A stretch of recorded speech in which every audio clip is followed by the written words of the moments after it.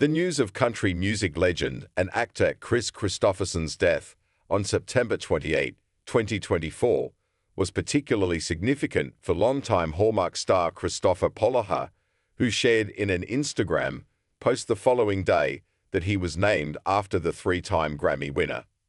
On September 29, after Kristofferson's family posted a statement on his death at age 88, Polaha shared what it meant to him to be connected to the star by name, explaining, "My sweet mom spelled my name with a K and two F's because of this man. I've known of him my whole life and loved his music and movies," Polaha continued. "Because of this connection, I was told story after story throughout my life from people who knew Kristofferson of how Kris moved through the world in a very special way. He's a legend and a class act." Kristoffer Polaha passed up chance to connect with Kris Kristofferson years ago. Silly me. In his tribute, Polaha shared how much he wishes he could have met Kristofferson. But the silver lining, he said, is that his wife, Julian Polaha, was once able to tell Kristofferson about their common bond. "The closest I ever got to meeting Kris Kristofferson was during an elevator ride at the Toronto Film Festival back in 2003, Polaha recalled. "I had just met Robert Duvall, who Kris was in town to support, and I wanted to whip out my driver's license and say, 'See that spelling? That's because of you.'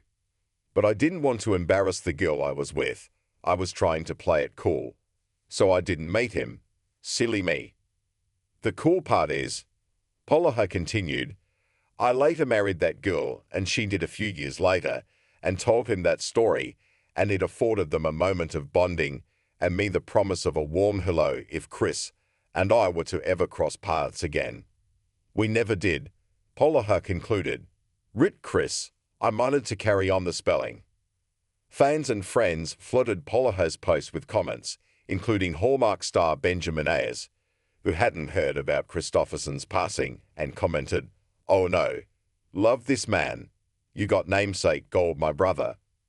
One of Polaha's fans wrote, "I had wondered about the spelling of your name and his. You'll meet him in heaven," to which Polaha replied, "Amen."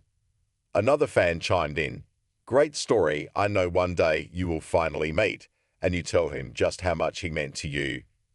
Kris Kristofferson's family encourages fans to think of him when they see a rainbow. In Kristofferson's family statement, they told his legions of fans, "Thank you for loving him all these many years, and when you see a rainbow, note he's smiling down at us all." According to Variety, the first statement was from Kristofferson's wife of 41 years, Lisa Myers, and his 8 children and 7 grandchildren. His daughter, Kelly Kristofferson, also posted a photo of her dad reaching his hand out to look like he was touching a rainbow. In her post, she included some of the lyrics from one of the many songs he wrote, "From Here to Forever." "And darling, if we're not together, there's one thing I want you to know. I'll love you from here to forever, and be there wherever you go."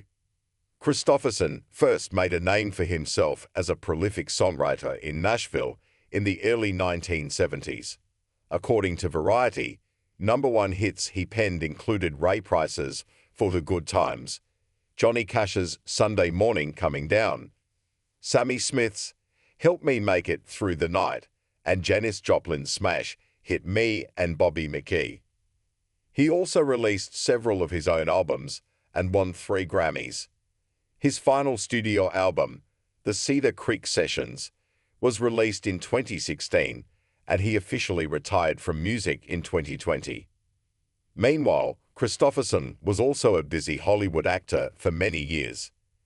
His breakout role was in the 1976 remake of A Star is Born, in which he earned a Golden Globe, according to People, for his portrayal of rock star John Norman Howard opposite Barbra Streisand.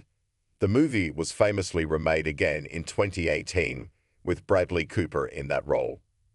Streisand paid tribute to Kristofferson in a lengthy social media post after his death, writing that when they reunited at a concert in London's Hyde Park in 2019, he was as charming as ever, and the audience showered him with applause.